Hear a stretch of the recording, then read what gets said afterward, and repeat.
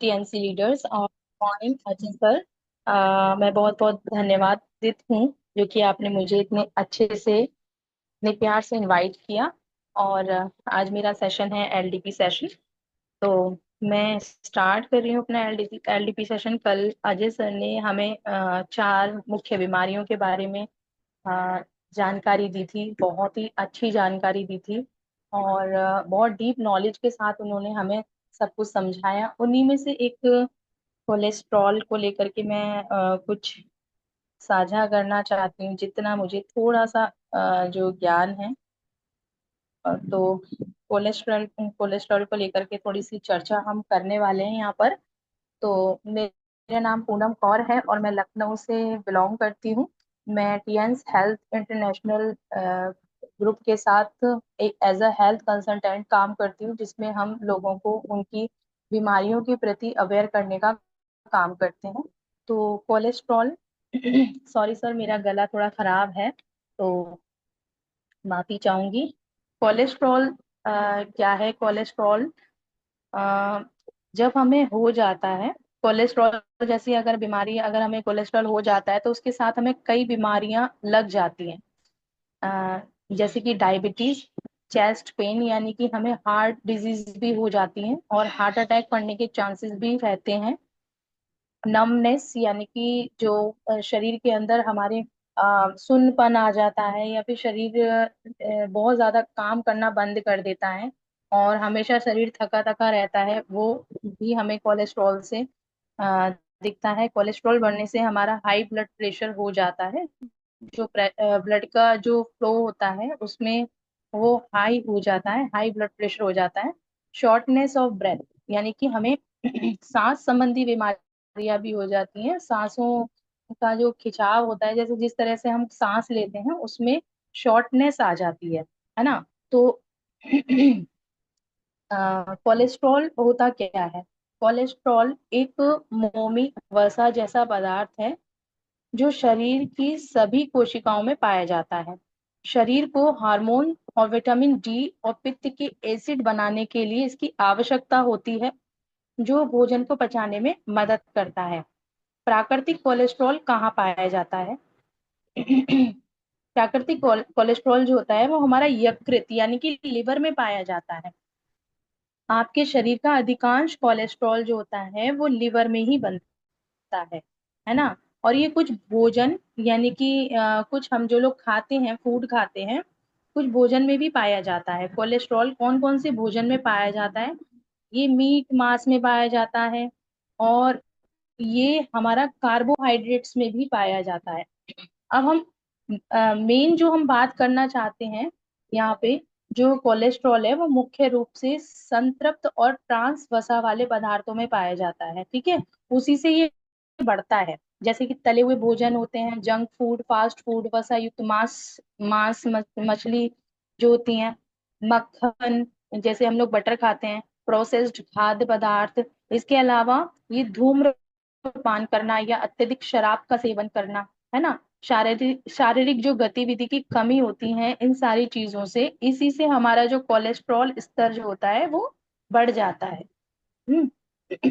Cholesterol बढ़ाने वाले जो मुख्य कारक होते हैं वो यही होते हैं कि तले हुए भोजन का हम अत्यधिक मात्रा में यूज करते हैं, इस्तेमाल करते हैं। जंक फूड, जैसे कि मार्केट में आजकल बर्गर, पिज्जा, फ्रेंच फ्राइज, समोसे और ट्रांस फैट जो होता है, वो सारी चीजें हम लोग इनटेक कर रहे हैं।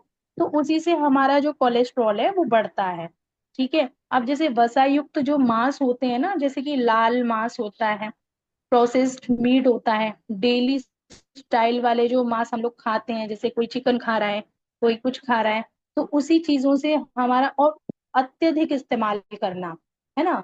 क्योंकि एक तो होता है हम केवल यूज करते हैं, कभी कभी हम खा लेते हैं, लेकिन जो लोग ज्यादा इनका इस्तेमाल करते हैं उनको कोलेस्ट्रॉल बढ़ने की समस्या हो जाती है। डेयरी उत्पाद होते हैं, जैसे कि मक्खन होता है, कोई क्रीम का इस्तेमाल ज्यादा करता है, कोई जैसे खाना बनाता है, कुकिंग करते हैं, तो उनमें मलाई ज्यादा डाल देते हैं या क्रीम ज्यादा डाल देते हैं उसको स्वादिष्ट करने के लिए, है ना। आइसक्रीम खाना, पनीर खाना, ज्यादा मात्रा में खाना, है ना। तो उससे क्या होता है, कोलेस्ट्रॉल का जो लेवल होता है वो बढ़ जाता है ना। और डेयरी प्रोडक्ट भी होते हैं कुछ, जैसे कि बिस्किट, केक, पेस्ट्री, है ना। अब दूध पीने से क्या कोलेस्ट्रॉल बढ़ता है? एक क्वेश्चन होता है कि लोग कहते हैं कि हम ज्यादा दूध नहीं पियेंगे वरना हमारा कोलेस्ट्रॉल बढ़ जाएगा। तो क्या दूध पीने से कोलेस्ट्रॉल बढ़ सकता है या नहीं? ये बात उस बात पर निर्भर करती है कि आप दूध कैसा पी रहे हैं, है ना। और उसकी मात्रा कितनी ले रहे हैं। फुल फैट दूध जो होता है, जो फुल फैटी दूध जो होता है, और जिसके जिसमें एलडीए एलडीए खराब यानी कि कोलेस्ट्रॉल बढ़ा सकती है, जो कि फुल फैट दूध जो आता है, फुल टोन्ड बोलते हैं ना दूध जिसको, वो अगर हम दूध ले रहे हैं ज्यादा मात्रा में तो उसमें एलडीएल यानी कि कोलेस्ट्रॉल बढ़ा सकती है, हमारा एलडीएल जो होता है वो खराब हो सकता है। वहीं स्किम्ड दूध यानी कि टोन्ड दूध होता है, डबल टोन्ड दूध जो होता है, उसमें जो वसा की मात्रा होती है वो कम होती है ना। जिससे ये कोलेस्ट्रॉल पर कम असर डालता है और हमें कोलेस्ट्रॉल बढ़ने का खतरा कम हो जाता है। ठीक है। दूध का चुनाव जो है आप बहुत सोच समझ के करें। तो दूध का अगर चुनाव हम सोच समझ के करते हैं तो हमें जो है कोलेस्ट्रॉल बढ़ने के चांसेस जो होते हैं वो कम हो जाते हैं। ठीक है। अब ये जो कोलेस्ट्रॉल जो होने के चांसेस होते हैं वो सबसे ज्यादा कार्बोहाइड्रेट से होते हैं। कार्बोहाइड्रेट्स क्या होता है? Carbohydrates provide the body with energy, है ना। तो जो कार्बोहाइड्रेट्स होता है वो हमारी बॉडी को एनर्जी प्रोवाइड करती है। जैसे कभी कभी हमें चक्कर आने लगता है या फिर हमारे शरीर में सुन्नपन होने लगता है, तो हम क्या करते हैं कि सबसे पहले हमारे दिमाग में आता है कि हमें शिकंजी पीनी चाहिए, यानी नींबू पानी, लेमनेड लेना चाहिए, है ना। तो हम क्या करते हैं, तुरंत से अपने पानी में चीनी घोली, उसके अंदर थोड़ा सा नमक और नींबू वगैरह मिलाया और उसे पी लिया, है ना। तो कार्बोहाइड्रेट्स जो होती है उसके अंतर्गत चीनी आती है जिसके अंदर ग्लूकोज होता है, ठीक है, कैलोरी। तो वो हमारे शरीर को इंस्टेंट एनर्जी प्रोवाइड करती है। But excessive compulsions can lead to disease such as obesity. यानी कि अगर हमने इसकी चीनी की मात्रा को ज्यादा कर दिया अपनी बॉडी के अंदर तो ये क्या होगा, ओबेसिटी का रूप ले लेती है ना। मोटापा बढ़ने लगता है, डायबिटीज टाइप 2 होने लगती है, हार्ट डिजीज होने लगती है, हाई ब्लड प्रेशर होने लगता है और हाई कोलेस्ट्रॉल होने लगता है। The harm is mainly caused by the consuming excessive amount of processed starchy या sugary carbohydrates which can lead to weight gain and digestive problems। अगर हम इन सुगरी चीजों को यानी कि शुगर वाली चीजों को ज्यादा मात्रा में लेते हैं तो क्या होता है, कार्बोहाइड्रेट्स की मात्रा हमारी बॉडी में ज्यादा बनने लगती है। उससे हमारा वेट तो गेन होगा ही होगा। तो डाइजेस्टिव जो प्रॉब्लम होती है, हमें खाना पचाने में जो प्रॉब्लम्स होती हैं वो भी बढ़ने लगती है ना। हार्मफुल इफेक्ट्स ऑफ कार्बोहाइड्रेट्स, है ना। तो कार्बोहाइड्रेट्स के जो हार्मफुल इफेक्ट्स हैं हमारे, एक तो होता है वेट गेन, यानी कि too many carbohydrate specially processed the sugary ones can cause the body to store excess calories leading to weight gain। Weight gain में जो हमारी कैलोरी है यानी कि जो हम चीनी इनटेक कर रहे हैं अपने अंदर, ग्लूकोज की मात्रा को बढ़ा रहे हैं, उससे क्या होगा, वेट गेन होने में ज्यादा टाइम नहीं लगेगा, वेट गेन हो जाएगा। डाइजेस्टिव प्रॉब्लम, जो हमारी डाइजेस्टिव प्रॉब्लम होती है, यानी कि खाना पचाने में देरी होना या फिर खाना पचता ही नहीं है किसी किसी का, तो उससे क्या होता है, जब हमारे शरीर के अंदर कार्बोहाइड्रेट्स नॉर्मल से ज्यादा मात्रा में चला जाए तब ये प्रॉब्लम सामने आती है ना। इफेक्ट ऑन ओरल हेल्थ, यानी कि हमारे जो दांतों की प्रॉब्लम होती है, डेंटल प्रॉब्लम होती है, वो भी कार्बोहाइड्रेट्स यानी कि कैलोरी, चीनी, ग्लूकोज ज्यादा लेने से, वो हमारे जो कार्ब्स होते हैं वो कॉज ऑफ डेंटल प्रॉब्लम यानी कि डेंटल प्रॉब्लम का ही वो कॉज बनता है, कारण बनता है, जब हम ज्यादा मात्रा में चीनी या ग्लूकोज की मात्रा को अपने अंदर ले लेते हैं। Risk of heart disease and strokes, यानी कि जो हमारे हार्ट डिजीज, आजकल हार्ट की परेशानी बहुत ज्यादा हो रही है। स्ट्रोक्स ज्यादा पड़ रहे हैं, है ना, आपने देखा है, अटैक पड़ रहा है, हार्ट अटैक हो रहा है। Excessive carbohydrate specially those with a high high glycemic index can increase the risk of heart disease and strokes. यानी कि जब ज्यादा मात्रा में हम किसी भी चीज को, वैसे तो ज्यादा मात्रा में कोई भी चीज इनटेक करना शरीर के लिए हानिकारक ही होता है, क्योंकि हमारा शरीर है, कुआं नहीं है जो हम कुछ भी लें वो डाल दें, है ना। तो लिमिटेड मात्रा में जो चीज ली जाए वो बहुत ही ज्यादा हद तक ठीक रहती है। ठीक है। तो मेरा कहने का मतलब यही है कि अगर हम कार्बोहाइड्रेट्स की मात्रा को लिमिटेड रखें या फिर कम कर दें तो हमारे शरीर की जो ओबेसिटी होती है वो कम होगी और कोलेस्ट्रॉल जो है वो कम बनेगा। ठीक है। अब मैं नेक्स्ट पीपीटी शेयर करना चाहती हूँ।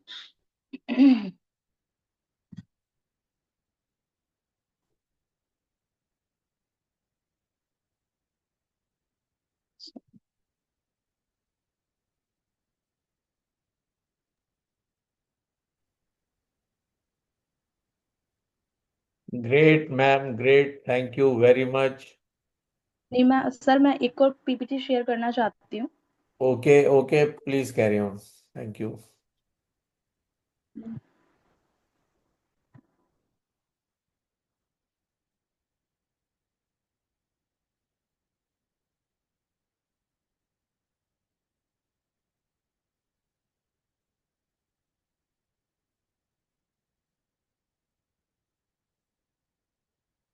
Good morning sir, good morning. मेरी वॉइस नहीं आ रही अजय संगम जी?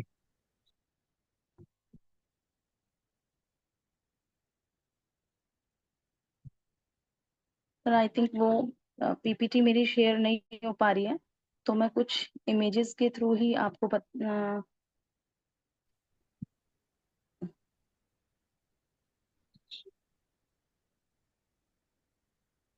सर मेरी वो पीपीटी शेयर नहीं हो पा रही है, तो मैं ऐसे ही समझा देना चाहती हूँ कि जो कार्बोहाइड्रेट्स होता है हमारा, वो कैलोरी, चीनी, ग्लूकोज और कार्बोहाइड्रेट्स जो होता है, जब हम ज्यादा मात्रा में चीनी लेते हैं तो रक्त शर्करा का स्तर और इंसुलिन रेजिस्टेंस बढ़ता है, जिसके कारण शरीर में सूजन की समस्या बढ़ती है ना, स्वेलिंग आने लगती है।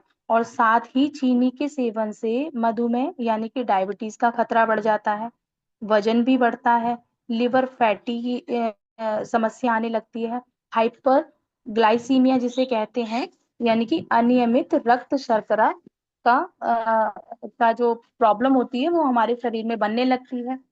अब जो विश्व स्वास्थ्य संगठन है यानी कि WHO के अनुसार दैनिक कैलोरी का सेवन हमें केवल 5% से अधिक एडेड शुगर के रूप में नहीं होना चाहिए। हमारे शरीर में जो चीनी की मात्रा है 5% से अधिक नहीं जानी चाहिए। ठीक है। तो अमेरिका में जो डायबिटीज एसोसिएशन ने मीठे मीठे जो पदार्थ हैं, खाने वाले या पीने वाले, उनसे बचने के लिए सादा पानी पीने की सलाह दी है।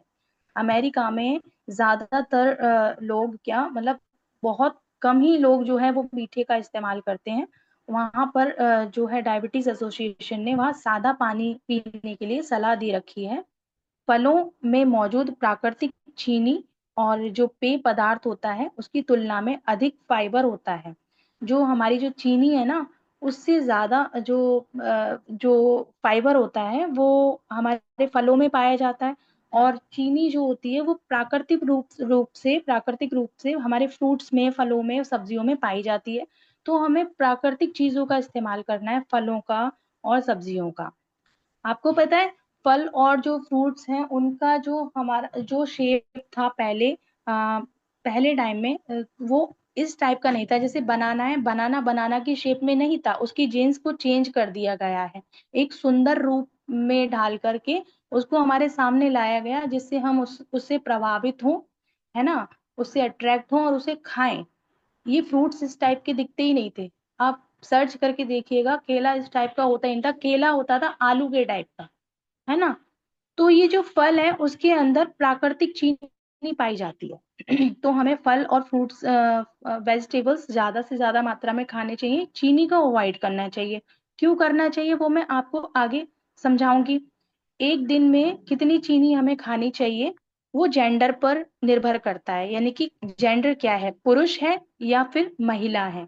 यानी कि अगर पुरुष है तो उसको 36 ग्राम यानी कि 36 ग्राम यानी कि 9 चम्मच से अधिक का चीनी का इस्तेमाल नहीं करना चाहिए एक दिन के अंदर। और जो फीमेल होती है उसको 25 ग्राम यानी कि 6 टेबल स्पून यानी कि 6 चम्मच चीनी चीनी का सेवन जो है वो एक दिन में नहीं, ज्यादा नहीं करना चाहिए, 6 चम्मच से ज्यादा। और आइए जाने कि चीनी क्यों नहीं खानी चाहिए, है ना। ये चीनी आई कहाँ से, ये चीनी बनी कैसे, और क्यों इसे दानेदार और मीठे पदार्थ का उत्पादन बना दिया गया। ठीक है, देखिए एक्चुअल में चीनी हमारे देश का है ही नहीं, चीनी चीन से लाया गया था। हमारे देश का तो गुड़ था, है ना। गुड़ जो था, गुड़ जो ब्राउन कलर का गुड़ था वो हमारे देश का था। वहां चीनी कुछ लोग लेके गए और चीन में जाकर के उसको रिफाइंड किया गया, उसको केमिकल प्रोसेस के जरिए उसको वाइट दानेदार चमकदार बनाया गया। जो चीनी चीनी हमारी चीन से आई वो आज हमारे भारत में बहुत ज्यादा मात्रा में खाई जा रही है। ठीक है, तो चीनी जो होती है वो ज्यादातर चीनी, आलू, गेहूं और ब्रेड, बेकरी फूड्स और जंक फूड, फास्ट फूड में पाई जाती है ना, जो कि हमारे शरीर के लिए बेहद ही हानिकारक होती है। देखो चीनी या शुगर जो होता है वो आप जिसको हम अपनी डेली लाइफ में यूज करते हैं, जो कि जानवरों की हड्डी का यूज किया जाता है उसमें। ठीक है, अब आप कहेंगे कि चीनी में जानवरों की हड्डी होती है, तो ये तो हम काफी सारे व्रत में भी इस्तेमाल करते हैं हम लोग। हमारे यहाँ भारत में काफी सारे फास्ट किए जाते हैं, हम व्रत किए जाते हैं, उसमें भी इस्तेमाल होता है। तो चीनी वेज है या नॉन वेज है? ठीक है, शुगर या गुड़ बनता है शुगर केन से, है ना, गन्ने से। गन्ने से बनाया जाता है शुगर। और फिर गन्ने को क्या करते हैं, गन्ने से हम जूस निकालते हैं। जूस में क्या होता है, इसमें लो फ्लेम पर पकाने के बाद जूस को गुड़ में तब्दील किया जाता है। ठीक है, शुगर केन से जूस बनता है और जूस को जलाने के बाद गुड़ तैयार किया जाता है। और गुड़ प्रोसेस करने के बाद चीनी, जो कि स्टार्टिंग में ब्राउन शुगर होती है। ठीक है, यानी कि आप खुद सोचिए, जो गुड़ होता है वो हमारा ब्राउन कलर का होता है, तो चीनी भी तो ब्राउन ही निकलेगी ना उसमें से, है ना। तो चीनी हमारी जो होती है वो ब्राउन कलर की होती थी, है ना। ब्राउन कलर इसलिए होता था क्योंकि गन्ने से निकलने वाला जो काला काला सब्सटेंस होता था, जिसमें से म्यूलेसिस निकलता था, है ना। म्यूलेसिस निकलता था। म्यूलेसिस एक नेचुरल कंपाउंड होता है जो गुड़ में पाया जाता है। ठीक है, गुड़ में पाया जाता है म्यूलेसिस कंपाउंड। और ब्राउन शुगर में भी वही पाया जाता है क्योंकि वो गुड़ से डायरेक्ट आई है ब्राउन शुगर हमारी, है ना। तो बिना फिल्टर किए जो म्यूलिसिस में बहुत बहुत ही ज्यादा न्यूट्रिशनल बेनिफिट्स होते हैं, जैसे कि कैल्शियम, मैग्नीशियम, पोटेशियम और आयरन, जो कि हेल्थ के लिए बहुत ही अच्छे होते थे। कहते हैं ना बहुत से लोग कि ब्राउन शुगर खाइए, ब्राउन शुगर खाइए, क्यों? क्योंकि गुड़ के डायरेक्ट बाद जो होती है वो जो वो प्रोसेस होता है वो ब्राउन शुगर ही निकलती है। गन्ने से जूस, जूस से गुड़ और गुड़ से ब्राउन शुगर। ठीक है, उसके अंदर बहुत सारे बेनिफिशियल न्यूट्रिशन पाए जाते हैं हमारे, जिसे खाने से हमारे स्वास्थ्य सही रहता है। लेकिन एक्सेस मात्रा में हमें उसे भी नहीं लेना होता। लेकिन इसको फिल्टर करके साफ किया जाता है ना। ब्राउन शुगर को फिल्टर करके साफ किया जाता है, चमकदार बनाया जाता है, वाइट किया जाता है। कैसे, आइए जानते हैं। एक मेथड से उसको हम बोलते हैं बोन चार फिल्ट्रेशन, यानी कि चार फिल्ट्रेशन के द्वारा इस ब्राउन शुगर को फिल्टर करके उसको व्हाइट कलर किया जाता है, चमकदार दानेदार बनाया जाता है। ठीक है, अब बोन चार फिल्ट्रेशन क्या है ना। तो जानवर की हड्डी होती है, आप जानते हैं जानवर की हड्डी जो होती है वो उसका बना हुआ होता है। ठीक है, और जानवर की हड्डी में क्या पाया जाता है, कार्बन। इसको ऑक्सीजन की एब्सेंस के बिना जलाया जाता है। जो जानवरों की हड्डी होती है उसको बिना ऑक्सीजन के जलाया जाता है। उसकी एब्सेंस में जलाया जाता है, और जो उसमें से फिर काला काला रह जाता है ना, जानवरों की हड्डी बच के जो काली काली रह जाती है, जो काला काला दिखाई दे रहा है, इसी को हम कहते हैं बोन चार या फिर कार्बन। Activated carbon. तो हम चीनी खाते हैं या नॉनवेज खाते हैं, आप खुद डिसाइड करिए।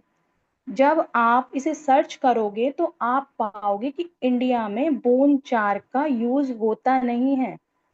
आप सर्च करके ये पाओगे, क्योंकि कंपनी क्लेम करती है कि हमारी जो शुगर है वो वेजिटेरियन है, ठीक है, नॉन वेजिटेरियन नहीं है।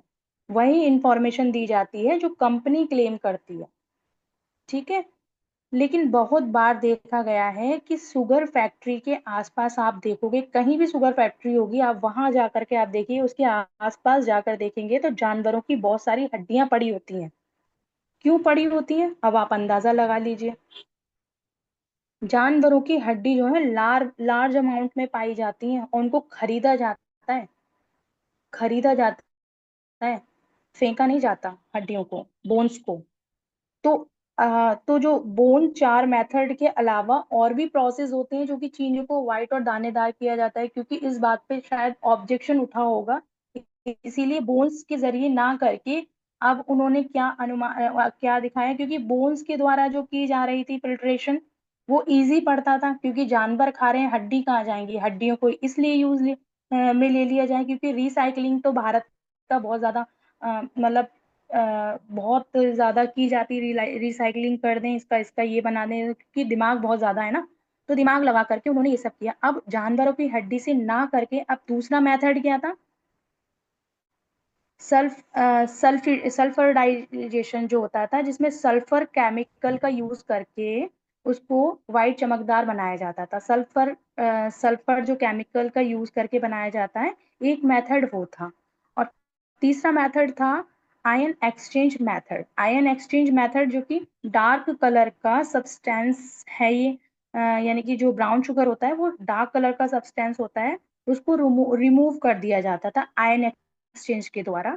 ये एक मेथड होता है, उसको रिमूव किया जाता था और उसको वाइट कर दिया जाता था। वो हमारे सामने इस तरीके से पेश किया जाता है कि ये तो इसी तरीके से बनाई जाती है, और इसी तरीके से आप खाइए, ठीक है। तो चीनी मोटापे का संबंध, चीनी मतलब जो खासकर इसके जो रूप में जो हमारा मोटापे की जो समस्या होती है, वो चीनी की उसमें बहुत बड़ी भूमिका होती है। और मोटापा बढ़ेगा तो सारी बीमारी ऑटोमेटिक अपने आप आ ही जाती हैं शरीर में। चीनी का अधिक सेवन करने से वजन बढ़ता है, मुख्यतः इसमें जो मौजूद अतिरिक्त कैलोरी होती है, जब ये अतिरिक्त कैलोरी जलाई नहीं जाती है, तो ये वसा के रूप में जमा हो जाती है। यानी कि जो चीनी होती है जो हम खाते हैं ना, वो जलती नहीं है, अंदर जाकर के बर्न बर्न हो जाती है, और ये जमा होती रहती है एक तरफ, है ना। वो जिससे वजन बढ़ने लगता है ना, और मोटापा हमें दिखाई देने लगता है। जो कार्बोहाइड्रेट्स का ही ये हिस्सा होता है चीनी, और जो कि तीन मुख्य प्रकारों में से एक होता है, जो कि एक तो होता है स्टार्च और दूसरा होता है फाइबर, और तीसरी हमारी ये चीनी है। शरीर ऊर्जा के लिए कार्बोहाइड्रेट्स को सरल शर्करा में तोड़ता है, ठीक है।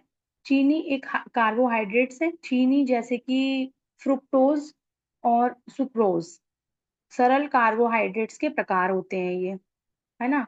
ऊर्जा का स्रोत है ये चीनी, यानी कि जैसे हम चीनी खाते हैं तो हमें शरीर अपना ऊर्जावान लगता है, यानी कि हमारे अंदर ऊर्जा आ गई। कहते हैं ना कि इसके अंदर ग्लूकोज की मात्रा कम हो गई है। ग्लूकोज क्या है, ग्लूकोज में भी तो चीनी ही पाई जाती है ना, कार्बोहाइड्रेट्स में ही आता है।